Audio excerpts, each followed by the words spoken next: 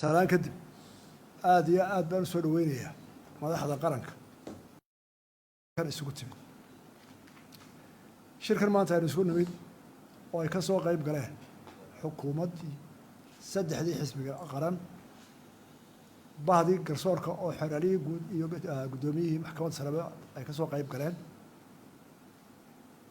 iyo commissionkii oo isu dhan waa intii ay khuseynaysay howlaha ugu muhiimsan howlo badan baa laga hayaa doorashada ee xukuumaddii hawsha fulinteedii laga rabo xisbiyadii oo tartamayaasha ah commissionkii oo ah cidda hawsha wadee mas-uuliyadda u weli saaran tahay oo mar haddii la bilaabay doorasho iyo olole iyaga looga dambeynayo waxaa hogaaminaya doorashada oo cidda lagu amar qaadanaysaa waa haddii ololihii la galay waxaa iyaguna maanta alxamdulilah inoogu marti ah bahdii garsoorka maxkamaddii sare iyo xeryaha guud oo ah halka u dambaysa ilaahay bay naguma keenee ayna u baahan doono haddii muran yimaado marka hawsha la galo taladooda iyo ra'yigooda sidii waxba loo sexlaan soo ururino aad baa umahadsantiin dhammaantiin qodobada inoo yaalla waxa in commissionku wixii tilmaamo ah iyo olaha iyo dardaaran oo ina siiyo wuxuu inoo sheegay commissionku in beritan la cilaamin doono liiskii codbixiyaasha ee ugu dambeeyey commissionka waxaynu ugu mahadnaqaynaa inay iyagoo muddo gaaban oo 9 bilood oo xisbiyadu siiyeen oo hawsha ku cusbaa oo dhibaato badan maray ay ku qorsheeyeen ay fuliyeen in 31 aynu qabsanay balanteedii aynu ku filan doorashadii oo maanta hawlahoodii 9% ay dhan tahay waxa ka dhiman ay tahay waxaa laga sugayaa alaabta oo iyaguna ku mudaysan inay soo degaan 15 ayaynu maanta taagan alaabta imanaysa 15 uun mooyaane wixii kaloo dhan waa diyaar kuwana insha allahu waqtigooda ku iman xaggooda aanay hawle ku baaqan qorshihiinu inoo dhan yahay waa mahad ilaahay waxaa kaloo mahadnaqayaa xisbiyada mucaaridka ah oo intii doorashada dambe ee lagu jiray dadaal badan iyo waayeelnimo badan qayn badan u sameeyey xukuumadda wixii hawle ay qabanaysa ku saabsanaa doorashada iyo commissionkaba si waayeelnimo ayagoo dhinacooda uga soo baxay waanu ku bogoodina waanu uga mahadnaqaynaa waxaa kaloo xisbiyada ugu daraynaa ilaa mucaaridka waa la soo wada maray waa damqasho badan yahay haddii wax xanafi oo dulduulid ku dhacay waayeelnimo ka samaysteen iyo hadaa ka dulqaadateenna waa idinkuma hadnaqaynaa wixii xukuumad ahaan ama gardarre yimid odayaashoodii ba u tihiinoo waa ka xunay hadday wax idin gaadheen waananu tixgelinaa wixii aad dhaliil noo soo jeeda waanu ku gelaynaa doorashada intaasi waa shirka ujeeddadiisii iyo waxaynu sirinay qodobada shirka waxaynu ku heshiinay laga bilaabo marka ololaha brit ay soo dhameeyaan dooda codbixiyaasha in ololuhu noqdo xisbiyadu maalin 2 maalmood uu xisbi waliba ololaha gelayo waa 6 maalmood maanta bishu waa 10 saddex ciid ku jira labadii ciid rabadaanta iyo jimcaha waa 3 18 laba ku jira iyaduna waa 5 way go'ayaan 5taas jimcayaashii baa ku jira waxaynu haysanaaba waa 13 maalmood haddoo bato oo shaqo ee inooga haray doorashadii 13 maalmood 6 cisho oo la ka dhigay xisbi waliba 2 cisho leeyahay waliba waxaanu go'aaminay maanta oo xisbiyadu u soo jeedinayaan commission ka codsanaya maadaama culisaas jiraan xisbiyadu xisbi waliba maalin buu fagaaraha beerta xorriyadda tegaya gobolladana goobta ka dhaxaysa qaranka ee fagaaraha weyna tegaya degmooyinkana tegayaan goobta fagaaraha banaanbax guud maalin buu leeyahay maalin labaadana wuxuu ku ololeynayaa degmooyinka ma imanaya goobta fagaaraha weyn inagoo nabadgelyada eegayna inagoo kharashaadkeeda eegayna inagoo culayska eegayna inagoo gacan inuu u gacan faado hawlo kale commissionka siinayna ee aanu ku argushmin buuqa ololayaasha marka waxaa go-aana xisbiyadii waxay qaateen xisbi waliba 2 cisho maalin waa fagaaraha weyn maalinna waa meelo kale taasi waa go-aan waxaa kaloo sharciguna farayaa oonu isku raacsannahay maanta oonu isku raacnay shirka loo dhan yahay wixii force majoor ah wixii qadar rabbaani ah inaan imika ogeyn ka dhaca goobo ka mida ama howlaha commissionka dadka xisbiyada u jooga goobtaa ama boon muraaqib ha noqdo ama ha ahaado qolada la yidhahdo qolada xisbiyada uga wakiilkaa la shaqaynta commissionka ayaa ka wada tashanaya go-aanka kama dambaystaana waxaa la sida sharcigu siinayo commissionka taasina waa qodob aynu ku heshiinay dacwadaha waxaanu isla qaadinoo door bidnay dad badan baa tartamaya murashaxiin badan baa cabanaysa waa caadi waa doorasho hadday timaado inay meel goob dacwad ka abuurto marka hore waxaa ku filan goobta cidda joogta oo ah cidda ka joogta commissionka iyo xisbiyada hadday kari waayaan waxay imanaysaa commissionka degmada hadduu xallin waayo dacwo tagto dacwaddaa waxaa ka wakiila murashaxa xisbiyada waayo 900 oo murashax baynu leeyahay hadduu nin walba dacwad furto ma gaar u cararo waa lagu ma soconayso horena waa wax aan imika laga fikiray in la koobo dacwadda meesha la mariyo waxaanu taanu badanahay in la yidhahdo xisbigu ha noqdo dacwaddii laga maarmi waayo inay dacwad maxkamadeed gaadho oo ay ka gudubto commissionka in xisbigu isoo taago aanay qofaf badan nagu noqon qodobada haddii aanu xisbiyada nahay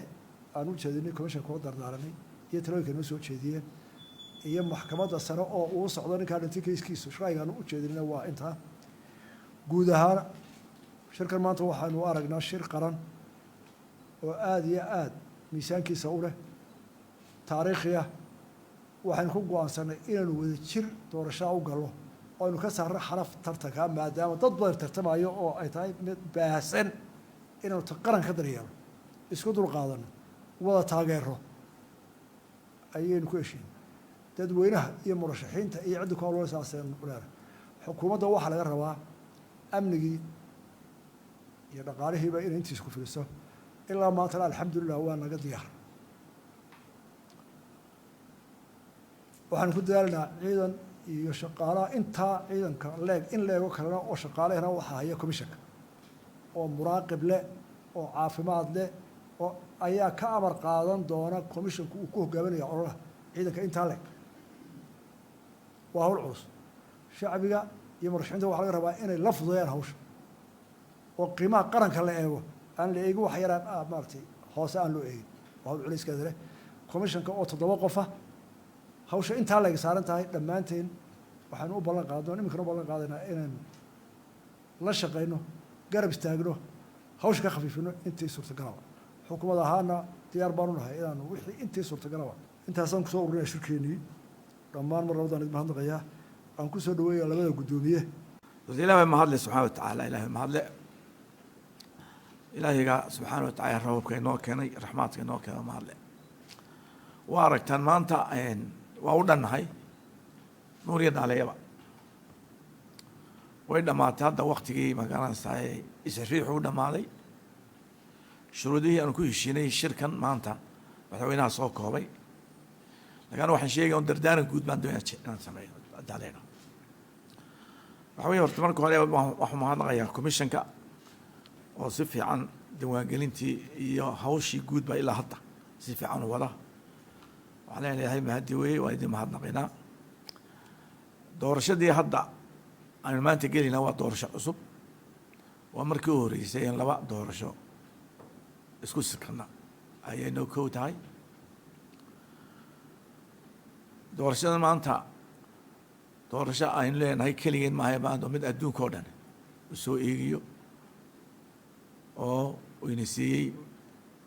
muhiimad weyna taasoo keentay inagoo imaka laynoo arkaa geyigan ku noolnay regionkeena meesha ugu istabilisan ugu nabadgelyo fiican una dimuqraadisan oo doorashadii 6 baynu qabanaynaa oo free and fair ah waxay iman doonaa media badan oo international iman doona insha Allah taala si aynu adduunka u tusno kartideyna iyo wanaageena waxay iman doonaa observers badan ayaa imanaya hadda weeye uu ka tegey maanta inaga dhexdeena ficilkeeni maanta waxaan nagu waajiba inaynu sharafta dalkeena iyo magaciisa kor u qaadisiisa inaan u wada guntano waxaan inagu hogaaminaya waa commissionka marka launch gareeyaan haddii la yidhaaho giddigan waxaynu adeeginaa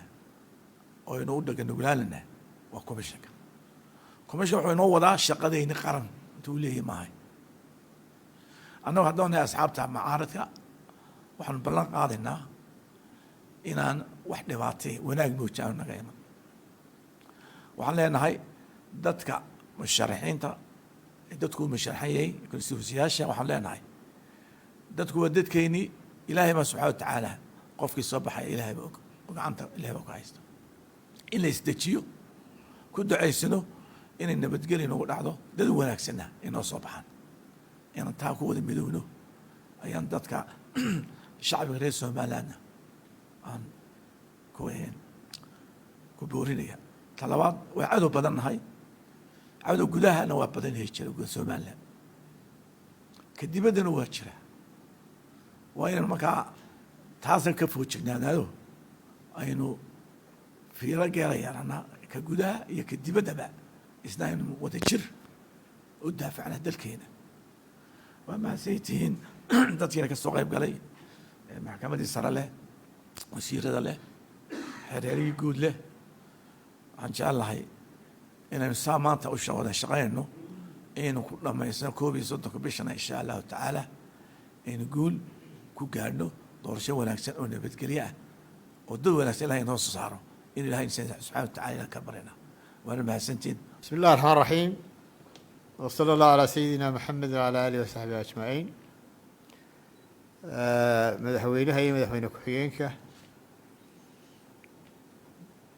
guddiga doorashooyinka qaranka guddoomiyaha maxkamadda sare iyo xeeraryaha guud dhammaan wasiirada iyo axsaabta qaranka waan salaamaya dhammaantiin waxaa dee maanta waa shacbigu u arkaayo halkan waxaa lagu qabtay madaxtooyadii shir qaran waxaa lagaga wada hadlayay arrimaha doorashooyinka iyo sidii doorashadu inoogu qabsoomayso warbixino muhiima baan ka dhegeysanay guddiga doorashooyinka qaranka iyo warbixin ku saabsan amniga doorashooyinka intaba doodo badan baa halkan ka dhacay su-aalo badan baa la isweydiiyey caqabadaha jira la isweydiiyey go-aanadii laisla qaatay madaxweyneha akhriyay wax dambe kaga noqon maayo waan u mahadnaqayaa guddiga doorashooyinka qaranka wakti ciriiriya bay ku qabteen doorashada waxaanay rumeeyeen dad badan oo islahaa arrintaasi suurtogeli mayso way suurtogeliyeen ciidanka ilaahay waxaa la isla qaatay in gacan buuxda la siiyo commissionka doorashooyinka qaranka oo qaranku dhammaantii uu adeego hadday axsaab tahay iyo hadday xukuumad tahay iyo hadday ciidan tahayba guddiga doorashooyinka qaranka waxaa la isla gartay arrin kastoo soo kordhana in tala midaysan lagaga baxo doorashooyinku waa laba doorasho oo ka warqabtaan sanaaduuqdu intay berigii hore ahaan jireen laba laab bay hadda noqdeen oo 3,000 oo sanduuq waa qiyaasi kartaan dee 3,000 oo sanduuq muraaqibiinta axsaabta ku dhawa 9,000 noqonaysa marka operationka intaa la eg ilaahay waxaan ka baryayaa aynu ku guuleysano operationkaas xaalad kastoo iman kartana waa la isweydiiyey waa farsamo jooro iman karaa sidaa la sheegayna go-aanka ugu dambeeya talada ugu dambeeya markuu la tashado dee axsaabta iyo qarankaba commissionkaa yeelanaya niyad wanaag baa shirka ku dhammaaday niyad wanaaggaasaynu doorashada ku gelaynaa insha allahu waxaana la isla gartay wixii dee dacwooyina yimaadana insha allah inay yaraadaan baanu rajaynaynaa in sida ugu wanaagsan loo xalilo waxaana isla qaatay in wixii dacwooyina axsaabta hoggaamiyaan haddii ilaahay ka dhigo waan salaamayaa dhammaan shacbiga reer somaliland shirkana guulba kusoo dhammaaday doorashaduna insha allah guulbay ku dhammaan doontaa asalaamu calaykum waraxmat ullahi barakaatu